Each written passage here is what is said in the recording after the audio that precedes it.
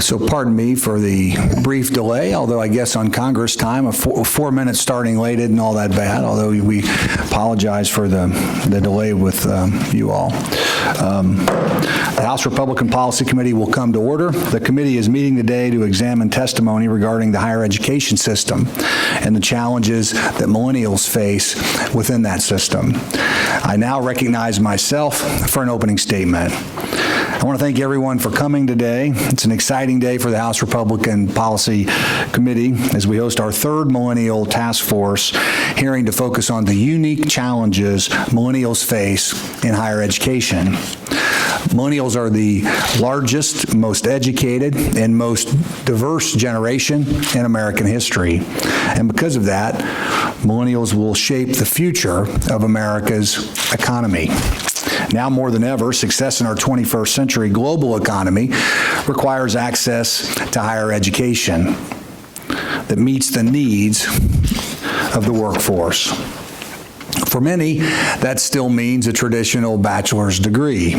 But for lots of students, associate degrees and technical certificates will put them on the path to earning a better living and towards the American dream. While the higher education plan that best meets the needs of students will vary, I think we can all agree that students who enroll in school and incur debt but don't graduate get stuck in a tough spot. Without the benefit of a degree, many simply don't have the means to repay their student loans. Over the past few decades, more than 30 million Americans have attended higher education institutions but failed to graduate. And statistics show those folks are most likely to default on their student loan. College completion must be a top priority for lawmakers and higher education administrators alike. Students who graduate and graduate on time incur less debt, enter the workforce earlier, and earn money sooner. The status quo is leaving millions of millennials behind, so innovation is desperately needed. I truly believe the Republican Party, with the help of the higher education community, can and must be part of the solution to this challenge. And while there's no silver bullet, it is clear that policies that encourage students to graduate on time with less debt, with degrees they can use in the workforce, will help the millennial generation. Today, we have 4 witnesses who will discuss challenges facing higher education, but will also offer solutions that can empower the millennial generation to achieve their dreams. Congresswoman Elise Stefanik, my good friend, the youngest woman ever elected to Congress, has been a tireless advocate in the halls of Congress for millennials, and we're pleased to have her heading this task force.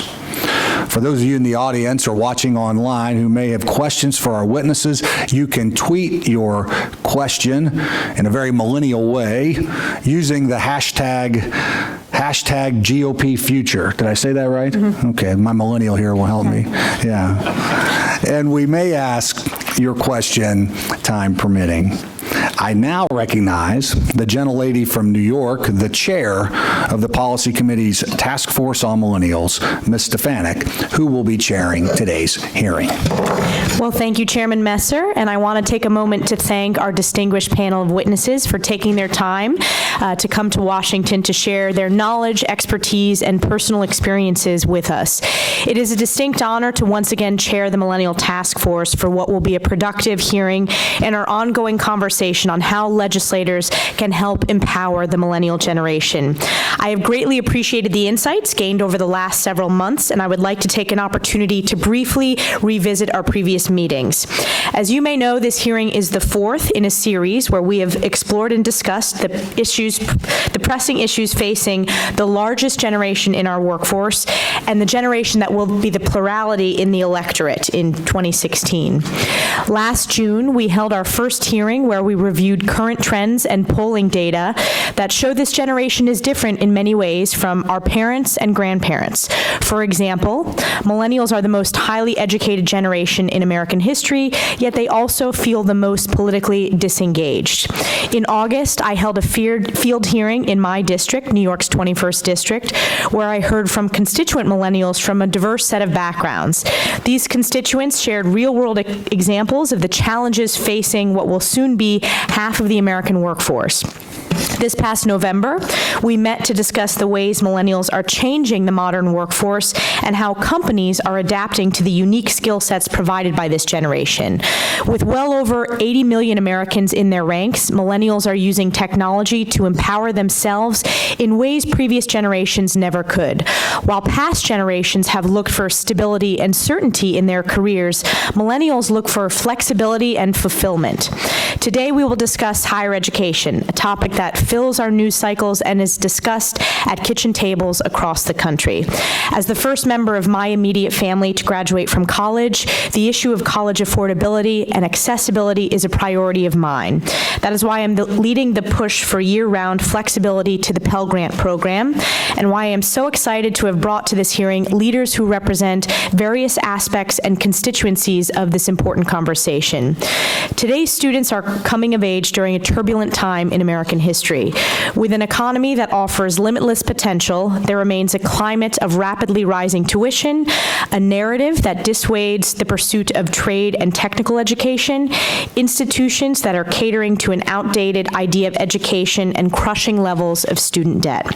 In fact, the College Board released a study that shows the average cost for attending a public four-year institution rose an average of 2.8% per year over the last decade, when compared to the 0.2% decrease each year in inflation-adjusted median family incomes during the same period. The following stories, unfortunately, begin to make sense. The New York Times reports that the average student who graduates with debt leaves campus owing around $30,000. Even more concerning is a recent report by the Wall Street Journal that noted 43% of Americans with federal loans are not making payments. And Bloomberg News cited a study that 59% of millennials have no idea when they will be able to repay their student debt. Reports like these make the tremendous weight of the nation's student debt portfolio seem even more backbreaking. Fortunately, as the Wall Street Journal also reported, and a few of our panelists will surely discuss, students who complete their education are far less likely to find themselves held back by this debt. It is critical that we as legislators and leaders in higher education find solutions to this crisis, while also understanding that the challenges facing our higher education system are not limited to just affordability and financing. We must empower our students with the access, flexibility, technology, and information needed to make sound decisions for their future, regardless of if that decision is to attend a technical school, a community college, a four-year institution, or pursue an advanced degree or any other option available. I really look forward to hearing from our panelists here today, who will be able to discuss not only the need for an environment of flexibility and fresh ideas, but also, I hope, offer a diverse set of proposals and feedback that will help us in our efforts to support the empowerment economy and foster an educational system that returns its focus to where it belongs, preparing our students to compete in a 21st century global economy. Again, like Chairman Messer said, I invite those in the audience to submit questions for our panelists via Twitter, and you can use the hashtag GOPFuture. Other members of the task force will now be recognized for opening statements if they wish. I now recognize Mr. Hurd. Thank you, Madam Chairwoman. This is a great hearing because I'm proud to be a graduate of the public school system, and I appreciate the opportunity to address one of our country's most pressing issues. Making sure our kids have the support they need to attend and graduate from college is important. And my district, the 23rd Congressional District of Texas, spans from San Antonio to El Paso, covering countless smaller cities and towns in between. No matter how urban or rural any given area of my district may be, improving access to higher education is an issue that touches every corner of Texas and impacts our our nation as a whole. As a former undercover CIA officer and current member of the House Committee on Homeland Security, ensuring we protect Americans for generations to come is a top priority. And national security of this caliber requires a vigorous economy and highly knowledgeable leaders with a well-formed view on the role of the United States in the world. And I firmly believe that it is with a properly educated country that we maintain our standing in the world, secure our economic future, and ensure our physical safety. It is vital that we ensure enough college graduates to serve as physicians, engineers, teachers, and future leaders of our country in order to stay competitive in the 21st century. Congress must address these issues most pressing to college students now. This includes tackling increasing student debt while improving student loan options and ensuring the sustainability of federal student financial aid. It means expanding services and programs that provide the support students need to successfully and efficiently complete college and enter into the workforce. And it means making sure that those who are most vulnerable to the shortfalls of our higher education system get the chance they deserve to take education into their own hands. The 23rd District is fortunate to be home to several universities and colleges that do a fantastic job serving students as best as they can with the resources available to them. It is my hope that today we're able to discuss ways to equip universities with the tools they need and empower students to reach their full potential. I appreciate each of the witnesses' attendance and look forward to working together towards a brighter future for college students in Texas and our nation as a whole. Thank you.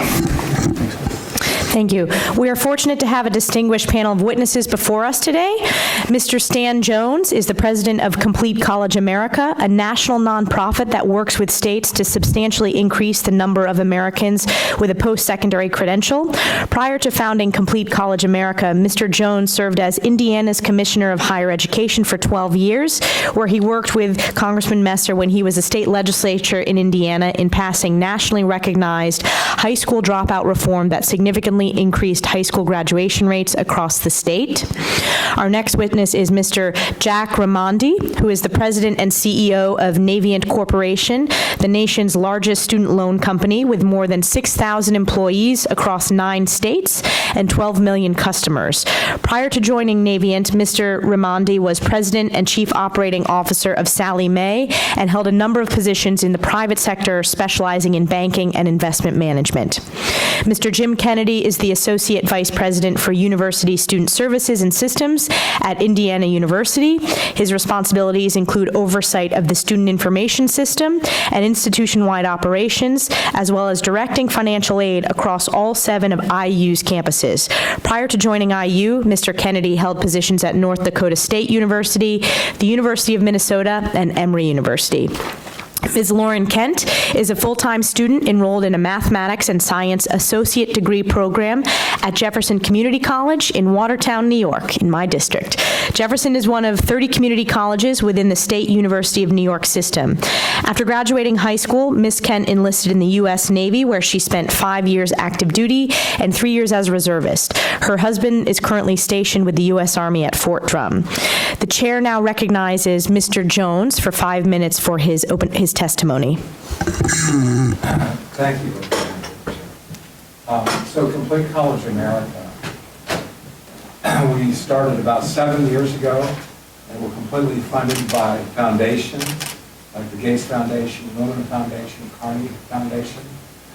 As you can tell from our name, it took us 6 months to figure this out, but to let people know it was about completing college. We didn't want to be an acronym. We wanted to send the message. Since we started, we now work with 35 states, District of Columbia, Puerto Rico, a coalition in California, and the territory of the Northern Mariana Islands. We recognize, and a lot of our work has to do with young people who clearly are falling behind in respect to college degrees, even though it's the largest and it's so impactful on the economy that we're looking forward. What most people don't know, they think these young people go off to college and then they graduate. And they don't know that they really don't graduate. And they don't graduate on time. And sometime maybe later, when you see the student after leaving high school at a football game they say, well, yeah, I stopped, but I'm going to go back. Doesn't happen. Stop-outs, dropouts. These are on-time graduation rates, and as you can see, these are remarkably low, even for the four-year flagships, which are Purdue Universities, University of Illinois, Penn State. All of them have challenges with on-time graduation.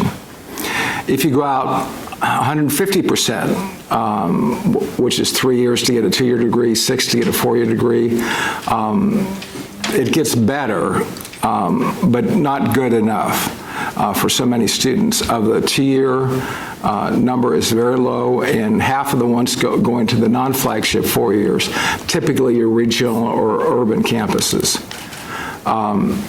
We put out a paper not long ago called The 4-Year Myth.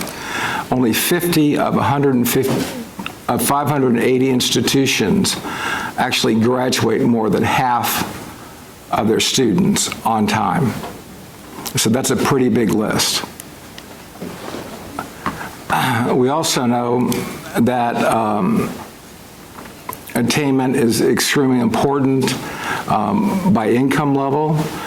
That's been demonstrated in survey after survey. The group we're only really reaching is the top quartile. You can't just say this is a problem for poor children. It's a problem for all children except the upper quartile, because even the 33.9 is not impressive. We know it takes longer to get a degree, and to be at a community college, to get a two-year degree takes 3.6 years. That's a long time to get a two-year degree. And these are full-time students. And as Representative Messer pointed out, it costs more each year in lost wages and the cost of going to college. Pretty substantially. And there have been studies out, talking about family formations are going farther and farther out. People don't pay into their student debt, having to wait to start a family. There are two studies, one from University of Texas and one from Temple University, showing that if you go past your on time, that's when you start racking up the debt even more. And so, as you can see, you go from 20 to 35,000 and 19 to 32,000. So it's that time after when you've pretty much used up your parents' money and your loan money and your grant money and the university's money, and you're on your own. That's when it gets really expensive. And why is this happening? One reason it's happening is remediation. People don't know this, but any community college, I could be in any state, 60% of students at community colleges start in remedial work. And there's a huge attrition. Very few of those students actually ever get a degree, or they actually ever even complete their first math or English course. It's better at the four-year college, but there's still a lot of remedial students. We also know, and this is probably the single, and I'm glad, Representative, that you've introduced legislation, the single most correlated example is numbers of credit hours you get your first year. And so if you can get 30, then your numbers go up substantially. If you get below 24, your numbers go down substantially. So accumulation of credit hours is just so terribly important. And that's also true at the four-year level. And again, you can see the big drop-offs. Unfortunately, the students across the country haven't got that message. These are full-time students. These are students that come into an orientation and are asked, how many of you expect to graduate in 2 years or in 4 years? And the answer usually is, like 2/3 of them do, but they only take 12 credit hours. Only about a quarter to a third take 12 credit hours. And that's where the Pell Grant comes in. Pell students graduate at a lower rate than other students. They too take lower credit hours, and that makes a difference. But the thing I really wanted to point out is it's really the third statement. 12 credit hours, which is the maximum Pell, has become the de facto standard across the country. And what it means is that almost every state's, except Indiana's, and every university's financial aid programs all count on 12 credit hours. It also means most counselors recommend to students take 12 credit hours. They've already put them on a 5-year plan, not a 4-year plan. And so it wasn't probably intended to do that, but by setting a 12 maximum for Pell, that really set the ceiling for what students were taking, and it impacted across the country. And so probably the single most important thing that you could do was pay attention to how can we increase the number of credit hours that students could graduate on time. And they're not all going to graduate on time. We know that. And so one way to do that essentially is students are allowed 144 Pell credit hours, is essentially let them borrow from the back in order so they can take 15 in one semester or 30 credits in a year. And if they can get 30 credits in a year, their on-time graduation rate goes up dramatically, and just their graduation rate goes up dramatically. So we very much want to incent students through the Pell Grant to go ahead and take 30 credit hours and complete during the year. I need to hurry up, so I'm gonna, remediation is, the other thing is that remediation is entirely unsuccessful, but a number of states are adopting a new standard, which is rather than give remediation before you take a class, you take it at the same time you take a class. We call that a co-rec rather than a prerequisite, and we're getting substantial results. We're in math, it's quadrupling the numbers of students that are getting their math done in their first year, and in English, doubling it. And these are 4 states, 5 states, and we've got another 14 states that we're working with to do the same thing. On the other hand, if you look at what Pell does, Pell allows for 30 credit hours, a full year of remediation, and we know by studies that we've done, that others have done, that's wholly ineffective. Those students, many of those students will never ever graduate from college. Maybe 1% if they're taking 3 courses, maybe 10% if they're taking 2 courses, but they won't graduate.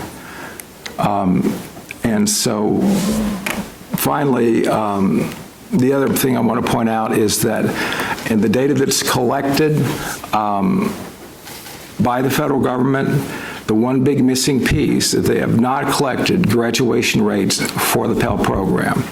And so how can we know what to do if we don't know how these students are graduating? And we also don't know how the older students are doing. We clearly don't know how the younger students are doing. So the Millennial Pell, we don't have any idea how those students graduate. And so that needs to be done. I think probably a letter even from the committee to the secretary might get it done without legislation for full-time students, part-time students, adult students, young students, and by race as well. So that concludes my testimony, and this is a decades-old problem, but there are clear solutions that we had great success that can turn around the whole completion problem. Thank you. Thank you, Mr. Jones. The chair now recognizes Mr. Remondi for his testimony. Thank you, Congressman Stefanik and representatives for holding this hearing, and I appreciate the opportunity to speak with you today. My name is Jack Remondi. I'm the CEO of Navient, the nation's largest student loan servicer. Today, Navient helps more than 12 million borrowers successfully manage their student loan payments. We use a data-driven approach to increase the likelihood that we reach at-risk borrowers, since we know that over 9 out of 10 times when we connect, when we connect with a delinquent borrower, we're able to help them avoid default. Our results speak for themselves. Navient service borrowers have lower delinquency rates than all other servicers and are 38% less likely to default than at other servicers. As many of us know firsthand, college is expensive, and more students, motivated by the value of a college degree, have turned to student loans to finance their education. Not surprisingly, students and families are genuinely concerned about their ability to afford a college education today. First, it's important to put education loan borrowing in perspective.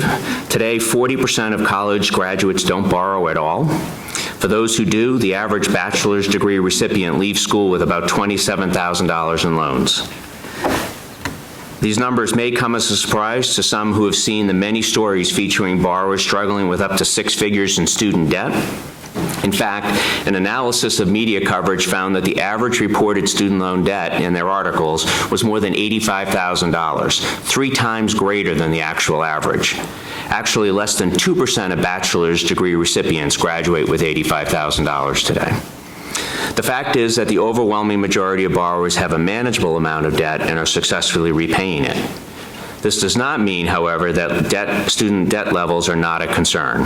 Averages aside, in a program this large and broad, there are many who do not have not experienced the outcomes they had hoped for, and who struggle to keep up with their payments.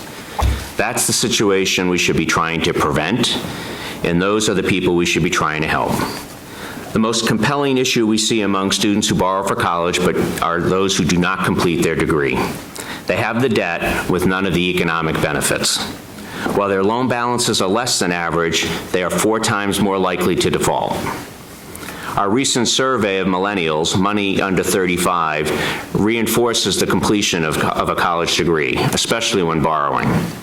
The survey found that the financial health increases with degree completion, regardless of whether an individual borrowed to pay for college. We found that borrowing to achieve a college degree is a worthwhile investment, but only if you graduate. Young adults with debt and no degree were more likely to show financial stress in many aspects of their lives. And if they reach their 30s and still have debt, they find themselves falling behind their peers who never went to college at all. From our front row seat every day in working with college students and recent graduates, we've developed 4 key recommendations to improve borrower success in the federal loan program. First, we believe that students and families need better information about what it will cost to earn the degree, along with the affordability of the amount they will need to borrow. Students need to know exactly what they're getting into before they sign on the dotted line. And not all students and families need the same information. We should do more to identify students at risk before they borrow to help them make more informed choices. In a recent survey we did of high school students, we found that students most receptive to this idea of personalized outreach are those who are first in their family to attend college, exactly a type of segment or portion of the segment we need to reach. Secondly, we need to simplify repayment. Today, there are 56 options a borrower in repayment can select, including 9 income-based repayment plans, all with similar sounding names. So many options and programs create confusion. They should be and can be simplified. For example, collapsing the 9 income-driven repayment options into one plan would be a great start. Third, let's help borrowers understand the benefits of paying off their loans early, if they can. In the rush to help struggling borrowers, too many have trumpeted lower payments over longer periods as the universal solution, despite the higher interest costs the borrowers would pay. Yes, we need programs that help struggling borrowers through short-term and long-term challenges, but these programs should also help anyone enrolling in these options to understand the trade-offs and costs so they can make the right choice for their financial circumstances. Finally, let's encourage borrowers to engage with their servicers. Default in the federal loan programs is avoidable, but borrower contact is key. If borrowers are led to believe that calling the servicer is useless, who benefits? There needs to be a concerted effort to encourage borrowers to contact their loan servicer as a resource. Our experience with 12 million customers shows that borrowers who stay connected with their servicer are more likely to stay out of delinquency and default. Contact works. Let's encourage it.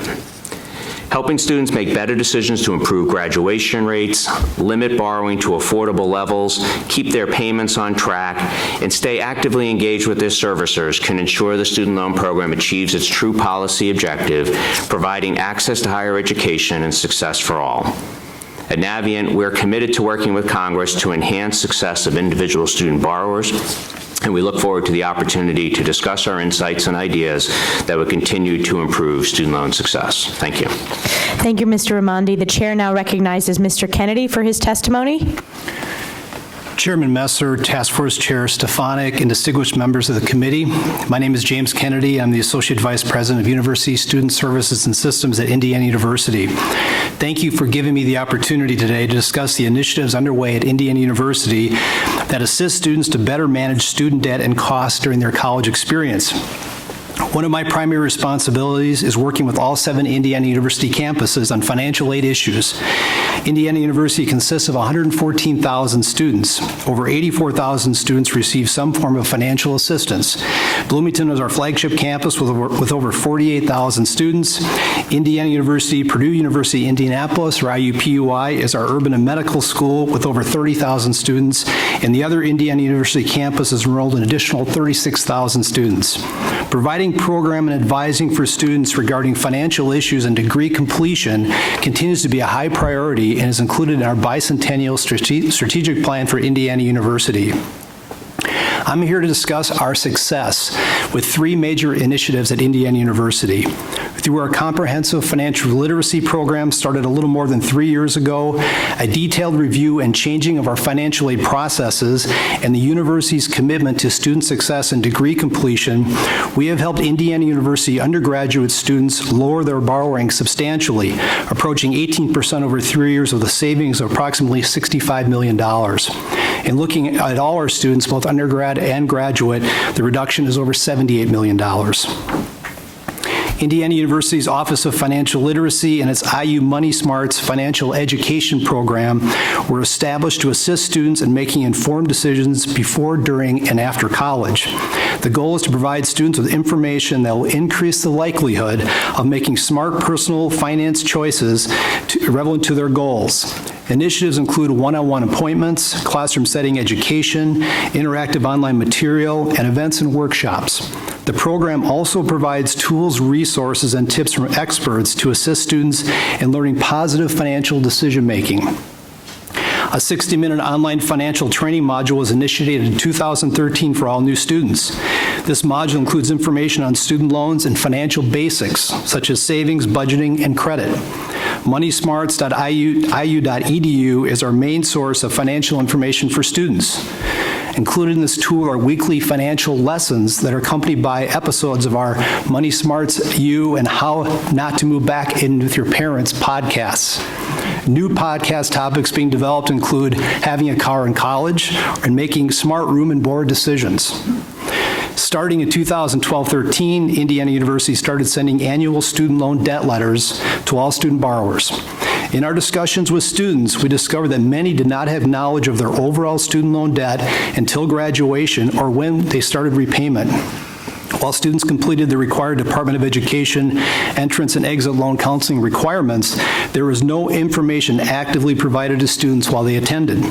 The annual debt letter gives students information on all federal loans, including and private loans processed through Indiana University, and includes cumulative debt, estimated monthly repayment, estimated interest rate, remaining eligibility, and other important information to assist students with understanding their student loan debt. The annual debt letter has been well received and it has resulted in many student inquiries about managing student loan debt. Indiana now has a state law mandating the annual debt letter for all institutions receiving state grant funds. Other financial aid process changes include revisions to our cost of attendance methodology, including strongly encouraging e-text options to reduce the cost of books, earlier interventions with students not meeting federal academic progression requirements, limited aid appeals, continued review of touch points to counsel students with debt issues, and more targeted institutional aid to keep net costs down. Under the direction of Indiana University President Michael McRobbie, we have implemented several completion initiatives which have the secondary benefit of decreasing the amount of money students will need. In collaboration with the Indiana Commission for Higher Education, the 15 to Finish program promotes taking 15 credits per semester to graduate in 4 years and minimize debt. The IUPUI and regional campuses are showing a 42% increase in the number of students taking 15 or more credits per semester. Interactive degree maps and other self-service tools are used to provide students with a clear pathway to finish their baccalaureate degree in 4 years. Early alert systems allow professors to identify students with attendance or academic issues and direct them to their advisors or other campus support staff for assistance. The financial aid staff and campus advisors work closely together to counsel students on credit completion standards and the impact of withdrawal on state and federal aid program eligibility requirements. These partnerships allow for improved counseling to students and have been strongly promoted through our student loan debt initiatives. These initiatives are having an impact. Indiana University had 20,000 students receive a degree in both the 2014-15 and 15-16 academic years. This is a new record for the university. While we would like to see students not have the need for loans, financing a college degree through debt is the only option for many students. As noted by many studies, the value of a college degree continues to grow. Counseling students to graduate with a manageable amount of student loan debt is the goal of the Indiana University Student Loan Debt Initiatives. Together, we are dedicated to our students as they achieve their goal of a college degree. Thank you. Thank you, Mr. Kennedy. The chair now recognizes Ms. Kent for her testimony. Good afternoon. My name is Lauren Kent, and I'm a first-generation millennial student currently attending Jefferson Community College in Watertown, New York. Thank you for the opportunity to be here today. It is both an honor and a pleasure. Even though I am only now preparing to graduate with my associate's degree, my pursuit of higher education began long before I stepped foot onto a college campus. I am the youngest of 4 children with parents of modest income, and I knew that fulfilling my goals of a college education would be at my own expense. At 17, I recognized that I was not prepared to incur a large debt for an education toward a degree that might or might not help me find employment. Therefore, I decided to join the world's greatest Navy. The military offered valuable training in a profession that could transfer into the civilian workforce: financial security, a variety of support structures such as health benefits and housing options, as well as educational benefits for my future. During my enlistment, I was fortunate enough to meet my wonderful husband, who is still an active duty member of the U.S. Army. We have 3 amazing children, which partially explains why my college career didn't begin until the spring of 2013. From the beginning, pursuing an undergraduate degree has been fraught with challenges, some created by personal choice, others outside of my control. As a member of the armed forces, I was eligible to receive tuition assistance for college. However, as an active duty member, I worked odd shifts and long, unpredictable hours, which prevented me from attending traditional college courses. These factors contributed to my decision to wait until my enlistment obligation was complete before furthering my education. My experience is not atypical. The transition from active duty service to the role of active duty spouse came with sacrifices. My husband and I agreed that it was in the best interest of our family and our financial future for me to stay at home. I can never replace the time I spent raising my children. However, deciding to be a full-time stay-at-home mother further delayed my plans to advance my education. Again, my experience as a military spouse is not atypical. Moreover, as a military family, we move frequently and have lived both domestically and abroad. The military tries to minimize the effects caused by frequent moves by offering educational facilities on military installations, yet the degree programs offered often do not include STEM-focused courses. The degrees supported by most online classes and most educational institutions associated with the military focus primarily on business, computer science, and liberal arts. Additionally, in the current employment landscape, a college education does not necessarily lead to a secure career, especially with a liberal arts degree. I am currently working towards a degree in molecular biology with a concentration in infectious disease with the intent to attend medical school. The lack of lab sciences and higher level math courses greatly hindered my ability to complete my educational goals through online or military campus options. Meeting the requirements for admission to foreign schools was not only unfeasible but also impractical. Additionally, many credits obtained at foreign universities may not transfer to stateside institutions. Further challenges experienced by millennials are academic costs and admission deadlines. It is apparent that college has become increasingly expensive for all students. Fortunately, I have the post-9/11 GI Bill to reserve for graduate-level educational expenses. However, many colleges are not flexible concerning admission course options or online availability. For the average millennial, the price of minimal higher education attainment means carrying overwhelming long-term debt with no guarantees of an easy transfer to higher education or graduate school, not to mention a poor employment climate post-graduation. In addition, many millennial students struggle with the availability of educational options both domestically and abroad. For individuals and families associated with the military, the frequent and often short-noticed moves greatly affects the options available for higher education. Transferring from state to state creates issues surrounding the quality and continuity of education as a whole. From personal experience, I can say that military families are not notified until 3 to 5 months prior to the date of transfer to a new duty station, but most STEM programs close admissions 12 months prior to start of the new academic year. For example, California State Monterey Bay closes admissions for fall 2016 for the molecular biology program in October of 2015. Military families are at a disadvantage in terms of admission requirements and do not have the luxury of planning so far in advance. This is not to say that the average millennial student does not suffer from the lack of continuity that exists between states. Many students struggle with issues such as the residency requirements linked to affordable tuition, the transferability of credits between institutions, acceptance into select educational programs, and board certification processes to acquire the appropriate credentials. Of equal importance, every individual of this country feels the strain of the contracting job market. Though there has been jobs growth since the recession, much of that growth is attributed to part-time employment. The shift away from full-time employment by many employers has created lasting effects for the average millennial and his or her lifestyle. Many individuals can no longer afford to be autonomous, opting to remain in their parents' homes instead, or are only able to afford renting a home. Also, several graduates have shared that the monthly expenses associated with their student loans mirrors that of a mortgage payment. Furthermore, many delay starting a family until they are financially stable. The latent effect of delaying a family is a diminished workforce for future generations. In addition, millennial veterans face some further employment challenges in a contracting job market. Unfortunately, being a veteran does not always come with the respect or social benefits that recruiters promise recruits.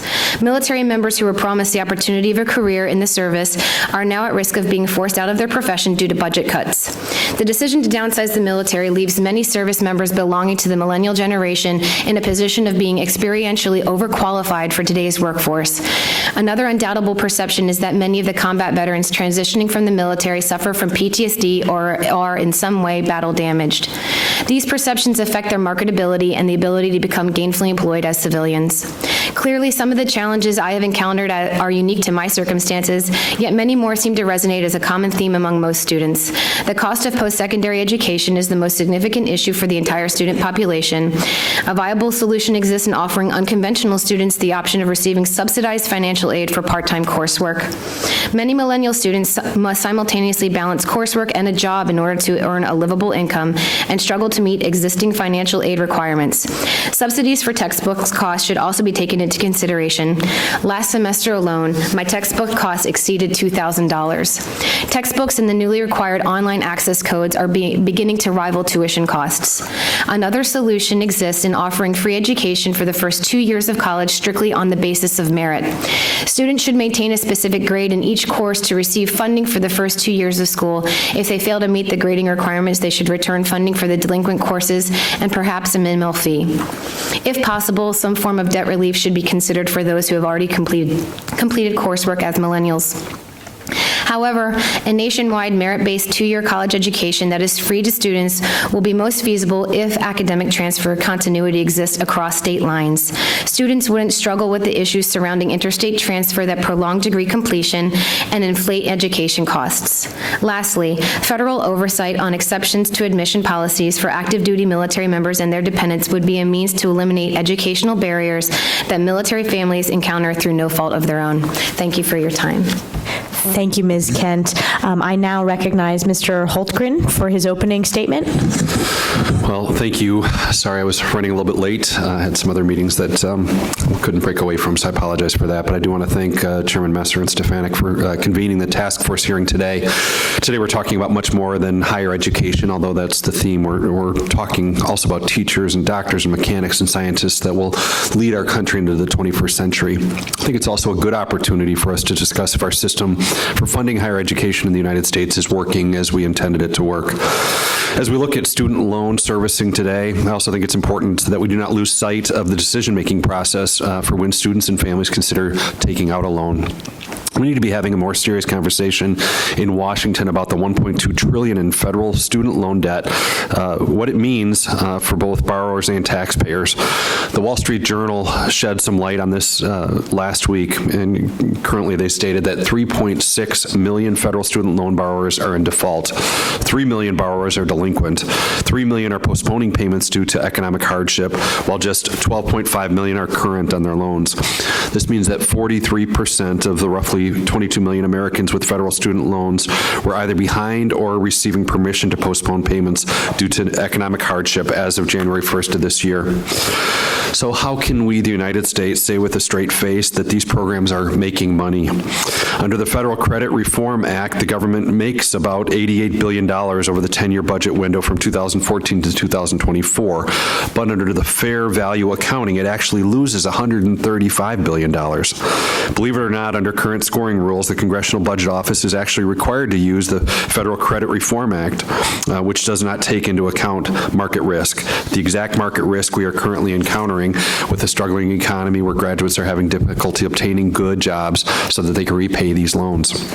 There's wide agreement that the federal student loan program should use fair value accounting. I was recently reading a report published by the Treasury Borrowing Advisory Committee that I was pleased to see underscored CBO's views on what the most appropriate accounting method should be, and I quote, "When the government extends credit, the associated market risk of those obligations is effectively passed along to taxpayers who, as investors, would view that risk as having a cost. Therefore, the fair value approach offers a more comprehensive estimate of federal costs," end quote. Even the left-leaning Brookings Institute is publishing agreeable scholarly work on this topic. So if borrowers are having trouble repaying these loans and the government is losing money, we should take a harder look at how and where it is being spent. So in the coming days, I plan to write the Treasury Secretary so policymakers in Congress have a better understanding of the risk taxpayers are being exposed to by a struggling federal student loan program. My wife and I are blessed to have 4 wonderful children. 2 of them are in college and 2 still at home. I want to make sure that they have the same opportunities that my parents helped make available to me, but the increasing cost of college is daunting, to say the least. Since 1985, the cost of college has increased 250% faster than the rate of inflation. According to the College Trap, if the cost of college tuition was $10,000 in 1986, it would now cost the same student over $21,500 if education had increased as much as the average inflation rate, but instead, education is $59,800. So what role should we play in helping make sure that students and families make the right financial and educational decisions? First, I think we have a responsibility to make sure students and their families are getting the information they need when making these decisions to take out student loans. For most college graduates, how to pay for college may be the largest financial decision they'll make in their lifetime, at least until they consider purchasing their first home. When weighing the full cost of attendance for some universities, the total price tag may come to well over $200,000. This is a staggering figure for a high school student who has spent their summer waiting tables or mowing lawns. On the House Financial Services Committee, we spent a lot of time talking about consumer loans. The Truth in Lending Act was passed in 1968 to promote the informed use of consumer credit by requiring certain minimum disclosures about the terms and real costs of these loans. These are the standardized disclosures financial institutions provide to us when we get a new credit card, purchase a car, or take out a private student loan. However, believe it or not, there is no requirement for these disclosures to be made for federal student loans. Private lenders issued about $8 billion in loans last year, while the Education Department issued about $100 billion. Shouldn't we be holding the government to the same, if not higher, standards than we require of the private market? Don't the borrowers of federal loans deserve information like the annual percentage rate? I also believe we owe it to our nation's youth to provide them with an education that will prepare them to enter the workforce and put them on strong financial footing. As the co-chair of the Congressional STEM Caucus in Congress, I believe we can always do more as a nation to show our students that STEM education is important and opens countless doors. Since our founding, the United States has flourished and prospered from American ingenuity and our constant and relentless drive to discover and innovate. My youngest son, Cole, who's 11, has been heavily involved with robotics competitions.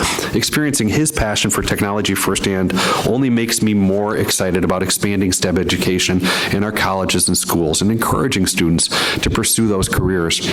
It's also comforting to know that his passion for STEM courses will likely lead him to a successful career. According to a recent report from the National Association of Colleges and Employers, in 2016, engineers are expected to make an average about $65,000 a year right out of school, while computer science majors are expected to make $61,000, and math and science majors will make $55,000. It doesn't take a math major to calculate the higher return on investment. We also know these students are much more likely to be able to repay their loans because they're making more money. This is not to say students shouldn't pursue a liberal arts degree, which is typically have starting salaries in the low 40s, but we need to make sure that they understand that this choice may not open the same doors. Again, thank you so much for holding this hearing. I'm excited about starting this discussion. I know there's really some important things that can be done here. I want to thank our witnesses for being here as well. I yield back. Thank you, Mr. Holtgren. I now recognize myself to ask questions. And my first question I wanted to direct at Ms. Kent from my district. I was surprised when you mentioned the lack of STEM opportunities offered on post. With the most advanced military on earth that benefits tremendously from scientific progress and research, it would seem to me that there would be more of a focus on developing the scientific talent of service members. What do you think holds back the offering of science and math courses, and do you think other service members would choose to take more STEM-based courses given this option? Thank you for asking me. Yes, I do think more service members would actually take courses that are STEM-focused. Many people who are in the military have jobs as engineers and would like to pursue a degree in that field. One of the limiting factors, I believe, is the space availability, and being the colleges that they usually recruit to serve in these installation positions oftentimes don't have those degree programs available. I think it's easier for them to transition between installations by having liberal arts, computer science, something that doesn't require a lab science or the use of a space. Great. And my next question for you is, you mentioned a few times during your testimony the unique challenges that military families face when transitioning around the country, and you noted that increased oversight from the federal government could help in making those exceptions. Where do you see the most need, and what solutions would you like to see? And I'd love if you could get into the specifics of your personal experience. Well, I can say that this spring I'm graduating with my associate's degree, and we found out in February that we would be moving to Monterey, California, and excitedly called the school as soon as I found out in order to start the application and admission process, but they told me that they closed admissions for the molecular biology program in October for the fall of the following year. Naturally, this delays my ability to complete my degree in my bachelor's program for at least 2 years until we leave that duty station. So one of the things that I think the federal government could do is, if the schools are receiving federal aid or some kind of federal funding, they should have provisions in place for active duty military or military families for an exception to policy for admissions. I think that would be the most helpful. Great. Thank you very much for the thoughtful testimony and the thoughtful answers to those questions. I'll reserve my additional questions for the next round. The chair will now recognize other members for 5 minutes for questions, and I plan to first recognize Chairman Messer, then other members of the task force in the same manner as we did for opening statements. Yeah, I believe we'll go through several rounds here, right? So I want to start with Mr. Jones, but it strikes me as we're having this conversation, I talk often about it when we're in Education and Workforce Committee, that much of federal education policy was rooted on the principle of access, that success was providing more access, and frankly, by that measure, we've been wildly successful over the last several decades with higher education policy. There's far greater access to higher education than there ever was before.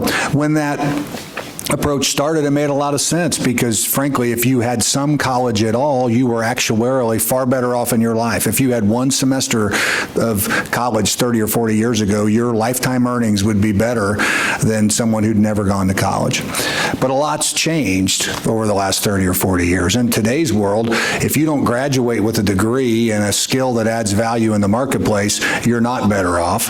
And if you're saddled with tens of thousands of dollars of debt and you have no degree, you're far worse off. So I think we have to move as a country towards rethinking what are our goals in higher education policy. Some of that, I think, is better flexibility in our goals. A four-year college degree may not be the right answer for everybody in America, and I think we've done maybe a generation some disservice driving everyone to that option. But we certainly need to be working on trying to do more with completion. You cited in your report, Stan, that if someone takes 30 credit hours in their first year, 30 credit hours, assume of college-level credit, they've got a 79% graduation rate, as compared to the broader cohort of students, which even in a 6-year horizon are graduating at what number? Well, in the 40s? On the campus, but like the traditional four-year regional or urban, more like 45%. As we pointed out, only 50 out of 580 four-year college universities graduate on time. So there's obviously a lot that goes into this, but I wanted to ask you first, and I want to later get to your Pell Completion Program, but you mentioned in your presentation the challenges we have with remediation, that as kids go through remediation early in their career, there are far more, or I should say kids and adults, in today's world, kids and adults that go through that remediation may have a hard time getting to graduation.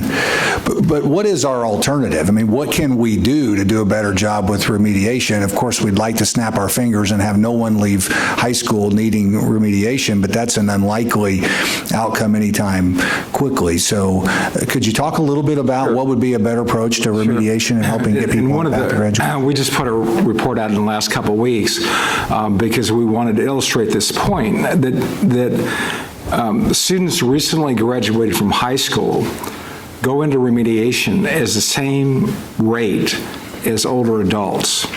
And so we have a substantial problem. Even the students that graduate, that took these courses in high school, they're going to college.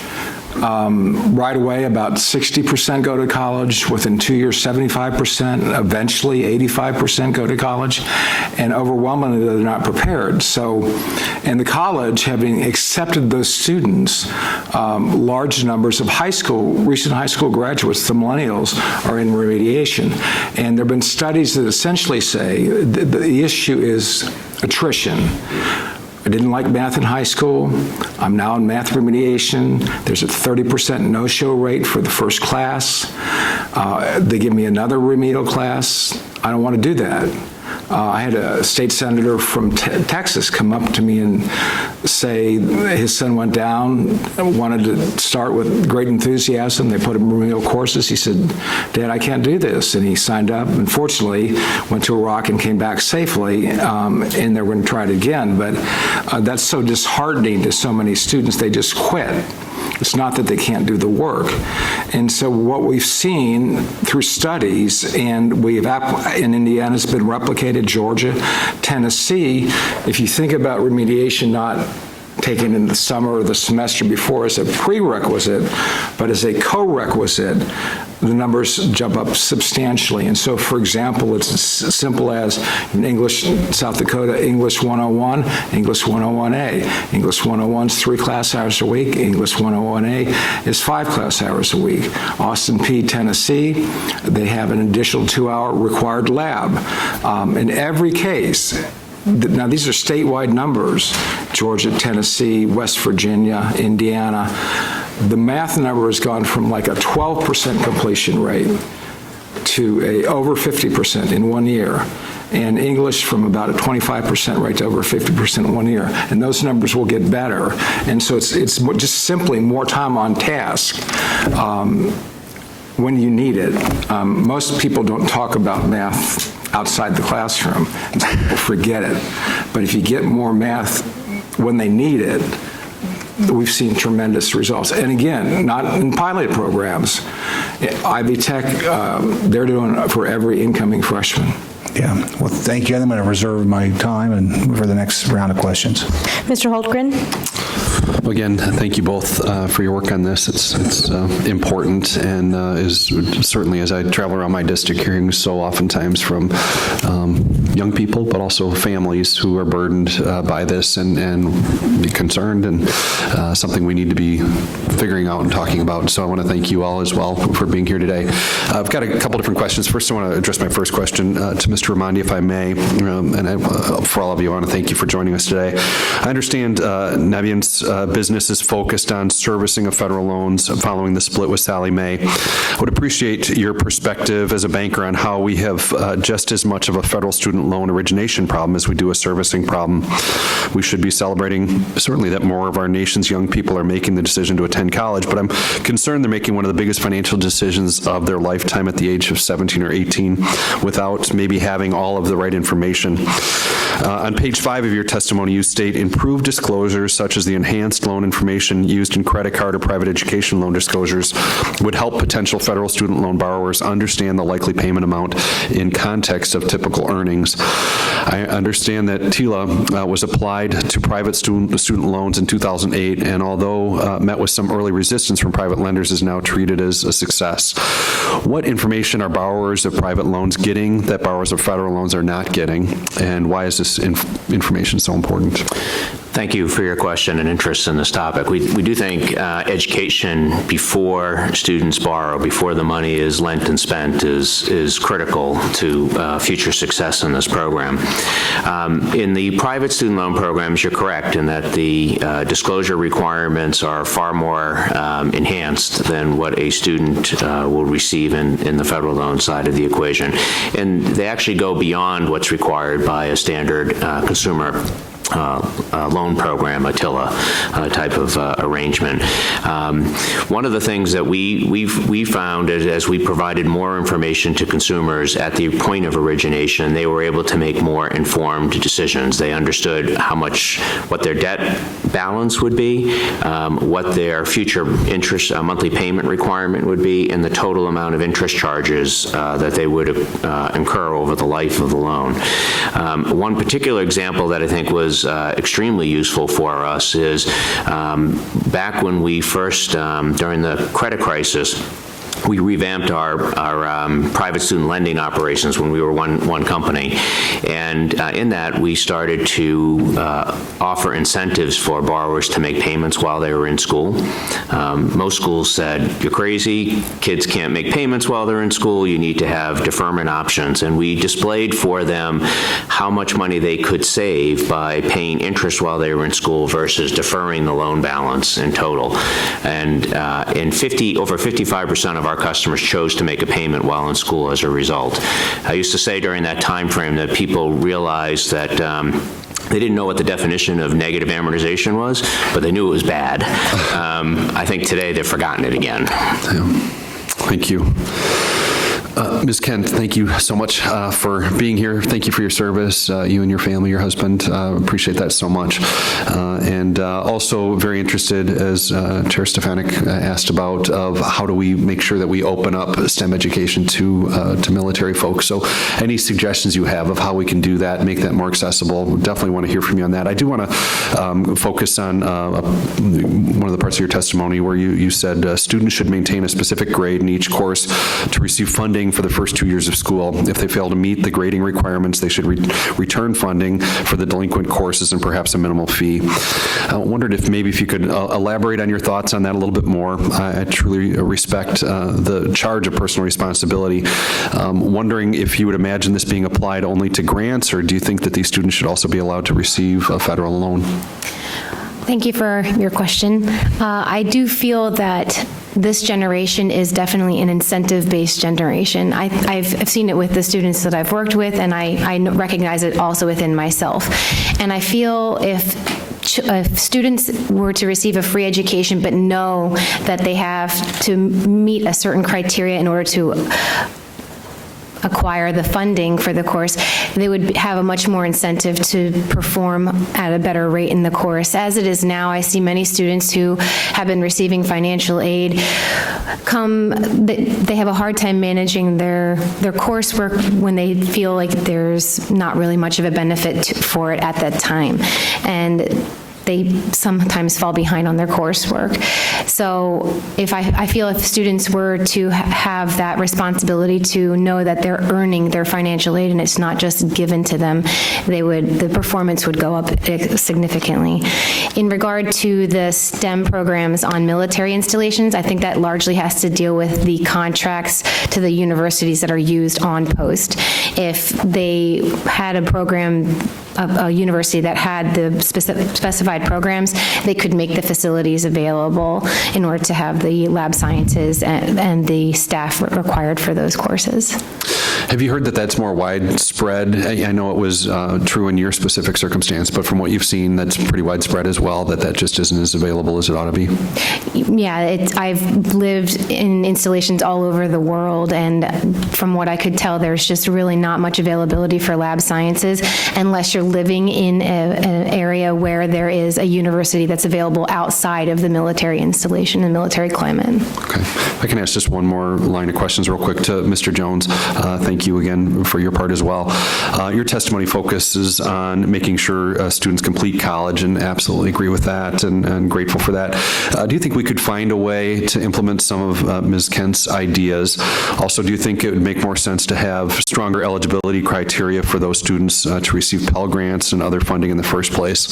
And could we base this off of other merits such as high school grades or standardized test scores, or what's your suggestion there? Well, those are difficult questions. I don't know that I have the answers to them. I mean, the Pell program has always been really more targeted at low-income students who, unfortunately, generally, have a lower GPA in high school. I do think there's successful programs in states where the completion, and I think you referenced this, the completion of a semester then provides an incentive to complete. You get more money or maybe free books if you complete the semester.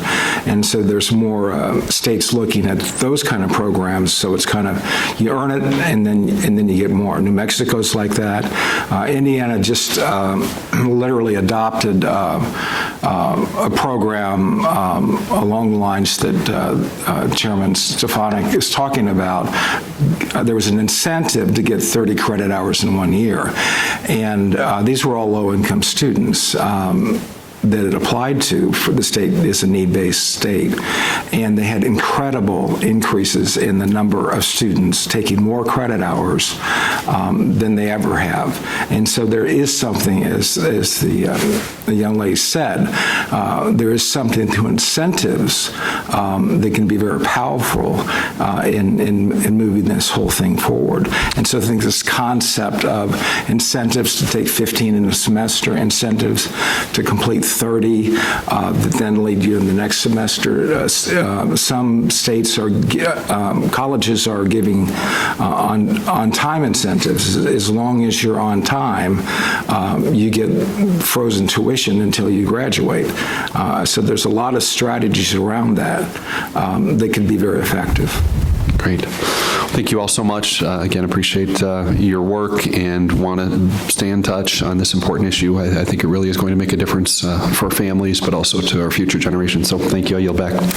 Thank you, Mr. Holtgren. Our next question is from Twitter using the hashtag GOPFuture, and it's from Jefferson Dedrick.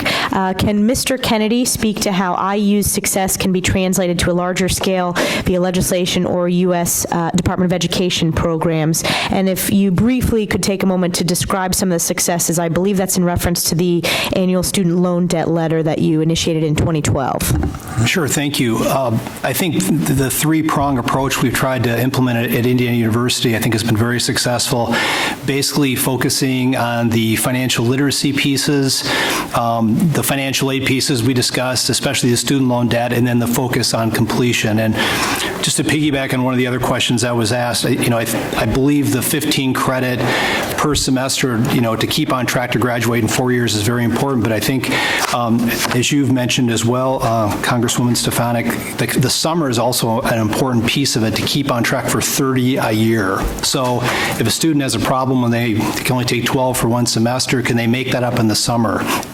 And one of the problems right now with that is really there isn't a lot of financial aid available for any summer class. Usually the federal aid is used up during the academic year, so that creates an issue.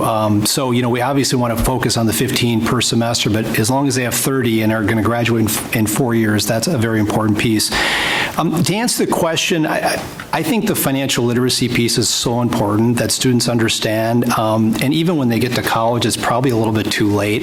We really want to make sure people understand the basic pieces of financial literacy, budgeting, financial pieces, paying bills, budgeting, just everything around student loans. We want to make sure people understand that. I think we've done a good job of really focusing on those pieces.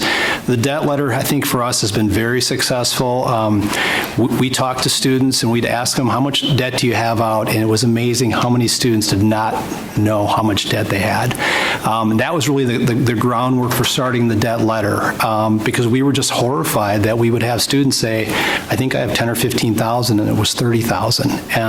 And making sure that students understand their monthly repayment rate when they start. So they get that debt letter their first year, they've taken out their first loans. You can see, okay, I have a $5,500 loan, here's going to be my repayment amount, and they can see where that's going to be and even plan overall how much that'll be at the end. That's a lot of planning and making sure there is no surprises at the end. When you take out $27,000, I still think loans are a great investment. So at a $27,000, you graduate that amount of loans, you've got about a $280 a month payment for 10 years, standard repayment plan. I think that's a pretty good investment, especially for an Indiana University degree. But I think we want to plan for that, and if it gets above that and the students get the debt letter, they can start planning. Okay, I'm getting past that now. What am I going to do? I need to talk to some folks. And when we get students to come in and talk to our advisors or our financial aid staff, that's very much encouraged. So I think the financial literacy piece, the financial aid pieces, and then really the focus. I think Stan mentioned we've really gotten away from the 4-year degree. There's been a lot of talk about 5 or 6 year. We really want to get back to the 4-year because it's very expensive to go more than 4 years, if it's possible. I mean, we've got other programs for part-time students, but if you're going to go full-time, we want students to graduate in 4 years to minimize the debt. Thank you, Mr. Messer. Thank you, Chairman. Jim, could you just expand a little? You mentioned in your earlier testimony that the debt letter, which you did voluntarily, just looking out for their students and the debt they were accruing, has now become a state policy where every higher education institution is doing a similar letter. What do you think about the possibility of making that a broader policy? I think, Congressman Messer, it's a very important piece. I think the flexibility that institutions would have and how they can do that piece of it. I mean, we've put together a pretty complicated process with, we combine the federal loans, the private loans, any other loans that we have information on to provide an estimate for students, because we feel it's very important, not just the federal loans, but also whatever we have, we can come up with. So it's an estimate, a high-level estimate, and we take a high-level interest rate too, because we don't have all the information, especially for some of the private loans, just so they can get a kind of a ground base of where they're going to be paying back. I think it's something, to answer your question, I think it's a very important piece because we are seeing more and more students that don't have that information. And I think there was an article just recently, Forbes was talking about how so many students don't have that information about student loans as they're talking about, even when they're repaying their loans, they didn't have that information when they were in college. So I think that's a really, really important piece. But I think the focus would be on how the best way institutions could get that information to students. And that's why, Mr. Remondi, I know in your testimony you mentioned that we need to get students better information, not just more. I mean, one of the challenges we have in reporting is over decades somebody had a good idea and all of a sudden all those ideas are piles of regulatory reporting, many of it not examined or looked at by anybody anymore. So could you talk a little bit about, what is the important information and how could we reach this sweet spot of providing better information, not just more? Thank you. I think one of the things you've heard consistently from this panel is about data-driven activities, and so we're actually we're targeting whatever activity we're doing to an area that is going to produce results rather than just someone might have a good idea, but it may not be effective, right? We believe one of the things that we can do today, and certainly with technology this becomes easier and less expensive, is there's an awful lot of information gathered on the FAFSA, for example, for an incoming student. We could use that information to score the risk profile of a borrower, and not for purposes of traditional credit of approving or denying, but for what levels of engagement does that customer need? Do they have a financial plan that makes sense? Meaning, do they have the resources to complete the degree for their chosen field of education? Is the debt level that they are going to incur reasonable relative to the job that they want to pursue and the income prospects from that? And if not, then there's a level of engagement that can happen to help either steer that borrower, the student and the family, since it's usually a combined practice, to a school that might be a better fit financially and for their education purposes. That's the type of information I think that can help quite a bit and put people on a better track towards completion. I think your point there, right, is one size fits all doesn't work. If you're like Ms. Kent here and taking molecular biology, that's a career path that might, a little bit of debt might not be as big a problem as it might be if you're on a different study path. I would feel very safe in saying if we had more borrower customers like Ms. Kent here, we would not have the student debt problems. I'm confident of that. Thanks. I've got a couple more questions, but I'll yield to the chairman and come back. I want to follow up with Mr. Remondi.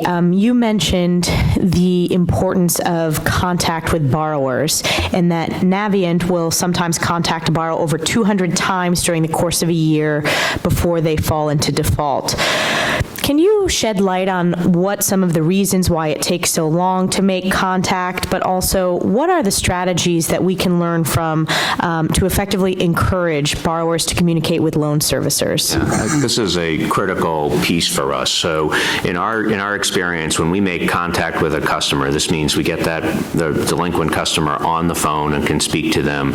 More than 9 times out of 10, we're able to present an option, a payment plan option that they can afford and keeps them out of default. On the reverse side, for those customers that we do not make contact in, over 90% of those customers end up in default. So it's a huge issue for us. There are a couple of things. Those 200 plus attempts are attempts, not contacts, so we are calling them. It takes, for example, for people who are 90 days past due or more, it may take over 40 attempts to get a customer on the phone. There was a rap singer video that was very popular a couple of weeks ago, where the singer was singing about his praises of paying off his loan back. He was paying, and one of the things he mentioned is that when he was struggling and he got the phone call and he saw the name of the student loan servicer on his cell phone, he hit ignore, right? And part of the reason we believe is that much of the dialogue today says servicers are not capable of helping, right? So if you are led to believe through media and commentary that servicers cannot help you, why would you answer the phone in that set of circumstance? And then 2, I do think when people are behind in their payments, they can be overwhelmed and respond in different ways. So one of the things we do very effectively is we identify what is the most likely way that you're going to be responsive to an outreach from us. So in some instances, we know some customers might be embarrassed by the situation they're in. They don't want to pick up the phone and talk to someone. But if we can present an electronic communication with them, they're more likely to respond that way. And so we target those customers uniquely in order to be able to increase right party contact. Our loans are the same as all the other servicers. In fact, we actually have a higher percentage of high-risk borrowers in our servicing mix than other servicers, but our default rates are 38% lower than everybody else's. So, it's those types of data strategies and programs that we've deployed to do that. The single biggest thing we ask for when we meet with regulators or media folks or policymakers like yourselves is to encourage borrowers who are having difficulty to talk to their servicer, because then we can help. Thank you. Mr. Messer? In our Millennial hearing, our next question is from Twitter. And Mr. Remondi, I think you answered this in part just a second ago, but maybe you could expand a little bit. Morgan Zegers asked the question, what contributed to Navient's decrease in delinquency rates? So there's a couple things that are going on, and the first is the economy, right? So when we look at and measure, we measure lots of things at Navient in terms of how the portfolio and different cohorts of students are performing. One study we do every year is we look at students who graduate or leave school in May, June, and then where are they in their first 6 months of repayment at month 6.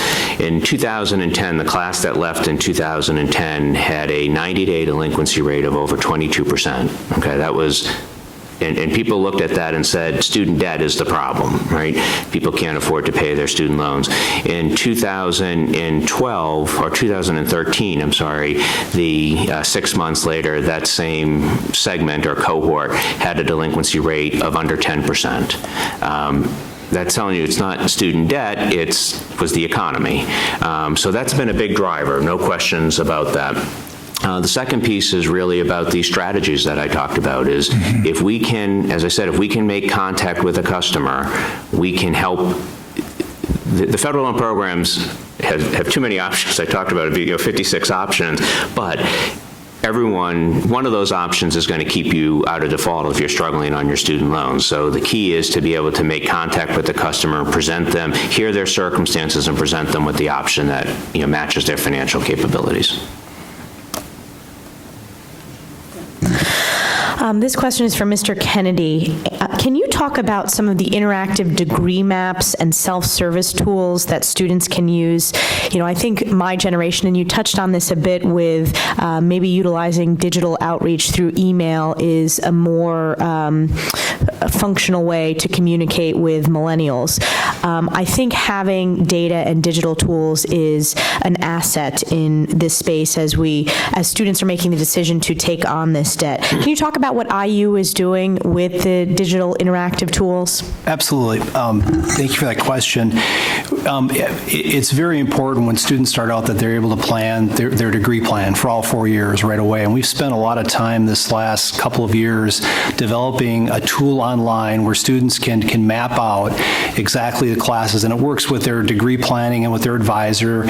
The nice part about that is if they drop a class, there are other ways the tool can work to add a class back in, and it's all very interactive for the students. So it's a very useful tool, and basically they can always plan, the whole time. And if something happens to their schedule, they can replace. So the whole key to that is to make sure that they're going to be able to get those classes to graduate in 4 years, and we can do a lot of planning on the back end with that, with classes and scheduling as well. So that tool has worked well for us.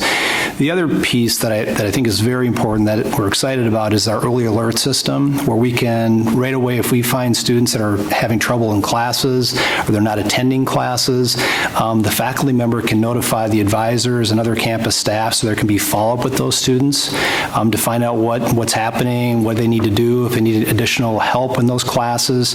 That can be a big help with making sure they can go through, because some students just need, they need to talk to somebody and figure out maybe the class isn't working, and we try to do that as early as possible in the semester so we can catch these students and help them so they can continue to complete. So those two pieces, we do have a pretty complicated student information system that has other tools for students, like their schedule. They can move classes around and get the optimal schedule that works best for them, especially if they have like a job and they're trying to schedule their classes around certain other activities. But the interactive degree maps have been very helpful for us. And one follow-up on that, some of my colleagues on the higher education subcommittee, as we've done visits to various higher ed institutions, some of the pilot projects are digital tools so that you not only have a snapshot of the classes you're taking at that moment and your 4 years, but they tie it to the median income, the employment rates from that major.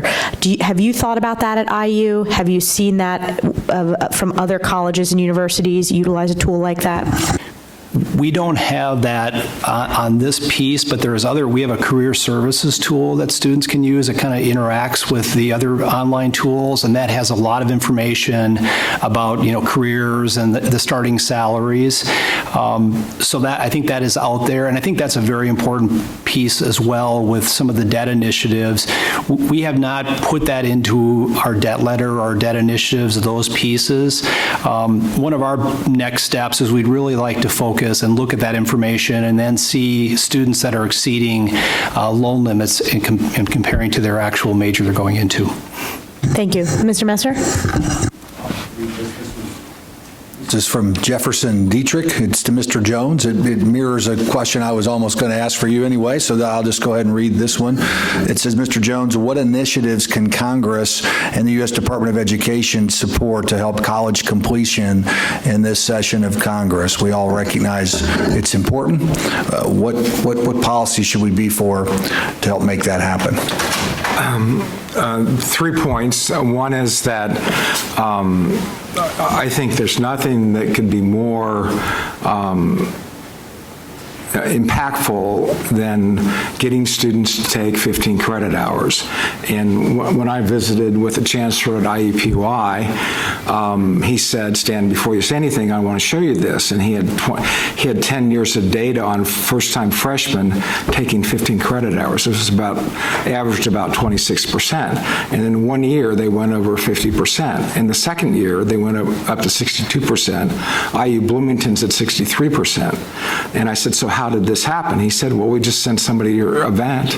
And he said that they came back and said, we can do this. Our counselors are recommending 12 credit hours. We say instead of, unless they can't, for work or family, they should be taking 15, and you should load them that way. And I think that the Pell program is one of the best ways that you can send that message of 15 for a semester, 30 for a year. And because it's the de facto standard, and not only would it affect Pell students, but it would affect university financial aid programs across the country, state financial aid programs across the country, plus the culture that 12 credits somehow gets you to graduation on time when it doesn't. So that's huge, and I think if you could, and we'd be happy. And how would that work in a semester? Mr. Kennedy mentioned that 30 in a year may mean you take some in the summer. Sure. Are you suggesting from policy, how would that work as a policy perspective if you didn't do 15 each the first 2 semesters? Well, there'd have to be an incentive. The people getting 12, we don't want to take away from that, but there have to be some kind of incentive so that students can... Or staying on pace. Yeah, on time. And as I said, one of the ways to pay for it is they have a maximum credit hour of 144. They could just take off the back end or accelerate through their credit hour. So that would be significant. The second would be remediation. Students drowned in it. And again, the Pell program has 30 credit hours allowed for remediation. I can't imagine that somebody that takes 30 credit hours ever gets graduated. So your suggestion there would be that we somehow marry those incentives to curriculum that also helps one progress towards a degree simultaneously. Exactly. You said it better than I could. Well, hey, I'm just a member of Congress. And then the third is the reporting, right? It's like, this gentleman said, and I think everybody else says, is that, when we started, we didn't think about data. And typically, as a former legislator, that we both were, we think about data as accountability or part of a governance system. And we think about data now as a way to uncover things that people don't know, educate people about what's going on, and it's a catalyst. So many times we start, and the faculty members are like this, and after we explain to them, we give them the numbers for their university, and they say, that can't possibly be our numbers. We're sure we have a better graduation rate. We're sure more students get through remediation. We say, these are your numbers. And they said, well, where did you get this? We got it from your state agency. Then people start to change the way they think. And so that's why everybody goes to iPads, because that's the federal database. And we don't need to add more. We can take some things away. Yeah. But there are key things like, why don't we know how many Pell students graduate? Yeah. I want to ask Ms. Ken a question, but just to follow up on Mr. Jones's point, Stan and I worked on, one of the most important reforms we worked on in the state level in Indiana was more accurate graduation rate reporting at the high school level. As a nation, we counted wrong for decades. 90% graduate. We all thought everybody graduated 90%. It turned out that it was in some school systems 20 and 30 and 50%. We started counting more accurately, and it drove a culture of reform. And within 10 years, Indiana went from a statewide graduation rate of 70%, calculating incorrectly, to one now where we're approaching 90% better. And a lot of that was once people saw the problem, they start designing programs to meet the challenge that's there. Mrs. Ken, if you could talk a little bit, it strikes me one of the things we have to rethink with higher education is we have to take a more customer-oriented approach. A lot of our systems are built on kind of four homecomings and a backpack, kids coming right out of high school, running around, being there for 4 years, and a lot has changed. For example, the cell phone has more information on it than the library when I grew up, right? And we built all kinds of institutions in a different era that we're trying to rethink today. So could you talk maybe a little bit about the importance of flexibility, both in timing of offer of classes, online classes, how that's played a role in your own studies? Sure.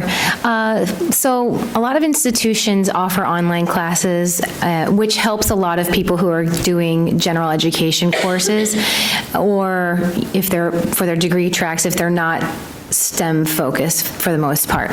And I think that that's been very useful. I myself did an online history class, which was very beneficial because it allowed me the opportunity to work at my own pace in that course, in the set parameters, and then also focus on my other coursework. And I feel like many institutions are recognizing that they're getting more and more non-traditional students like myself who cannot do the traditional timetable for the college courses as they were before. So I've noticed a lot of institutions are striving to try and make more times available, yet I feel as you get into higher education courses and you're doing more your third and fourth year in college, a lot of those classes are becoming less and less available because they're aiming still towards more of a traditional student. Whereas with like my current school, JCC, they do a fantastic job of making themselves available to non-traditional students, which seems to be the majority of the student base because of the military installation there and because a lot of people are recognizing they need to go back to school and at least acquire an associate's degree to be competitive in the workforce today. So I have maybe one more question for the panel, and then maybe a quick statement after that's over, and then hand it back to the chairwoman. I want to ask the other three panelists the same question I asked Mr. Jones, which we are federal policy makers. The idea here is to figure out what can we do with federal policy to both stay out of the way, at least, right? First, do no harm, and then potentially make things better. So, if each of you could just take a minute and kind of comment, what would be the one thing that you would say to federal policymakers we need to think about as we try to shape policy in the next year or two? I'll go first. I'll go first. As we've talked about, I think for the student loan piece, I think it's very important the information that we can give out to students and make them aware of their debt. I think the student loan debt letter we've put in place is a very important piece, and whatever we can do to help students with that piece early on to make sure they understand their student loan debt. But if I could add one more to that as well, I think we have to focus on the 15 credits and 30 per year because there's a huge debt piece by not graduating in 4 years. I would really like to see us be able to expand into the summer some programs where students could have some funding to complete the 30 credits. If they can't go 15-15, there would be an option in the summer for them to receive funding to stay on track. If there was some way to do that, I think that would be a big improvement. Can I ask a quick question about that just to make sure that I understand it from those that do? As I understand it now, you're eligible for a grant each semester, and it's really whether you get to 15 or not, you're eligible at least up to 12, right? And then you're not eligible in the summer. So, for example, one could have some reduced access for 12 each credit and then allow access in the summer, which now is not allowed, right? I mean, that's not even conceived under current. Well, it used to be. The chairman's trying to bring it back. That's You may understand it better than me. Well, that's why one of the bills that both of us are, I'm the lead sponsor, is the year-round Pell, so that students do have that flexibility. The flexibility, yeah. So they would be able to, if they had any Pell eligibility left, but I think as Stan has mentioned, if they take 12 credits each semester, their Pell eligibility is gone, and then they really have no other option to pay for those 3 credits or 6 in the summer. And of course, students, not only, it's not just the tuition, they'll be foregoing a job or some other thing in the summer. So other ways that we can do, or maybe even some alternative class structures online, things that are being developed that could help students to make sure they stay on track with the Yeah, if I could also credit Indiana University, just in the last couple months, announced that they were having all their regional campuses do banded tuition, which essentially says, I don't remember the range, is it 12 to... Yeah, it's based on a 15 credit to 18, basically. Okay, so essentially you can then take 15 for the cost of, you were taking 12. And a lot of the major colleges at IU and Purdue and Penn State, it doesn't cost you more tuition-wise, book-wise, to take 15 rather than 12. So this the 15 credits, the 30 credits incents universities. I mean, I was very pleased when they did that, because that will make a huge change. And so part of this, again, is changing the mindset or the culture, and universities have a lot of other tools that they can use to make this even more effective. Mr. Remondi, Mrs. Kent? Go ahead. Ladies first. I agree that tuition and the Pell would be, making it available year-round would be extremely helpful, but I think there should also be a consideration for book costs, textbook costs, that is becoming increasingly more expensive. A lot of times instructors will require a online access code to be utilized with the textbook as well, which the online access codes are now starting to cost the same amount as the textbook itself. And another thing that I feel would be really beneficial would be some sort of continuity across state lines as far as credit transferability and the standardization for what they consider to be in line with their institution's rigor standards. I've personally found that it's difficult to leave partway through one of your school years to transfer to another institution and have them accept all of your credits that you've previously taken. So something about the standardization of the credit rigor, even at a minimum level, and then institutions could actually make them higher if they so choose, but to accept a minimum standard level for the credits at each institution. Congressman Helkern talked at the beginning about the Credit Reform Act scoring, and this is actually a barrier to implementing some of the ideas that we have had here. Under current budget rules, the federal loan programs make money, and so anything that causes those to be, any program that spends money to, say, reduce defaults or to reduce loan borrowing actually costs money under the federal budget scoring process. So fair value accounting would actually allow for some of these programs to be funded. I think that's an important piece of a opportunity to create the ability to move forward with some of these suggestions. And the second thing I would just say is you've heard a lot of different ideas from the panel today. Encouraging the Department of Ed and schools to pilot and test things would be a great way to implement some of these solutions, see whether they work, measure the data, and then come back and say, okay, we have an effective, proven program that can actually drive and deliver these results. Just to end with this, and I'll turn it over to the chairwoman, but this is a great panel. Thank you for being here today.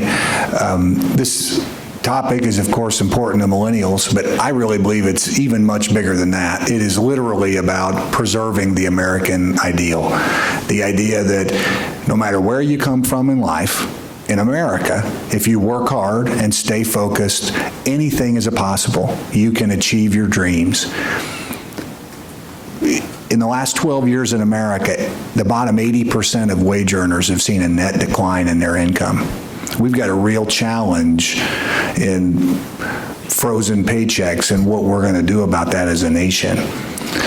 But education is the gateway to opportunity in modern America.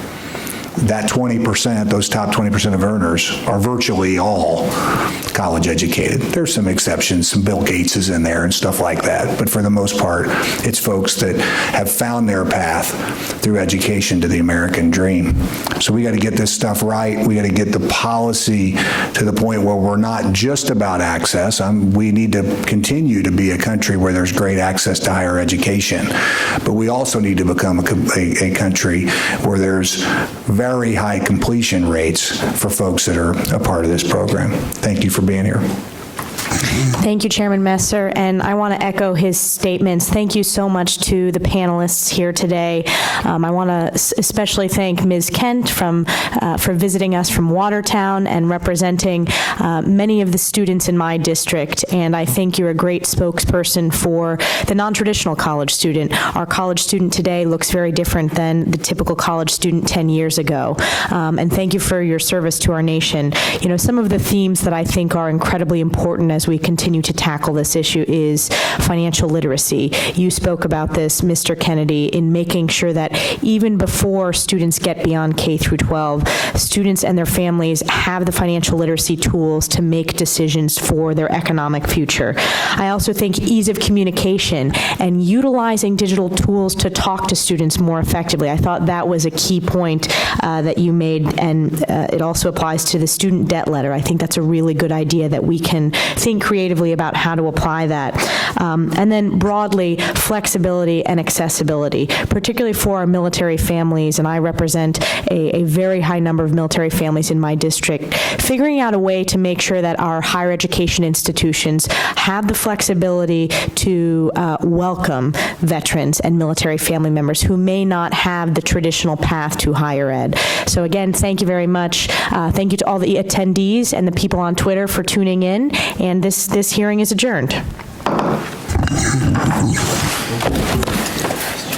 Good to see you. No, I have been to your facility in Fishers. I can't remember her name. She had that facility for a number of years ago. Well, you've been a woman. Yeah, very small. Yeah. Kind of the velvet. June McCormick. Yes. You must know Earl Good as well. Oh yeah. Hey. Thank you, Congressman. Appreciate it. Hi, Congressman. Thank you very much. It's great to meet you. Thank you. Oh, sure. Excellent.